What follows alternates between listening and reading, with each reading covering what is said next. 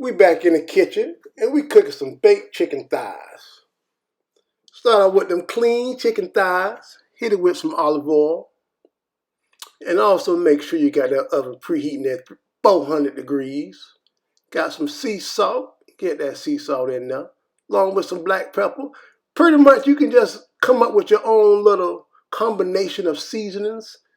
What you like, and then just throw it in there. See how it come out. With some ground cinnamon.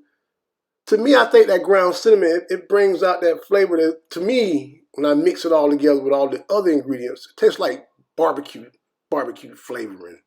Along with some smoked paprika.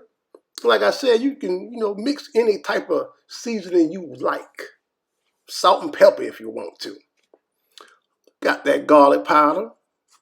Get that all in there. Get that all in there. With some ground allspice. Gotta have that ground allspice. Little ado. Get that all incorporated, mix that in. Please keep the skin on. If you don't like to eat the skin, just take it off. 400 degrees is ready. Get in that oven. No need to put no foil. No need to flip it. 55 minutes is all you need to have juicy, succulent, crispy chicken thighs. Subscribe if you like what you see.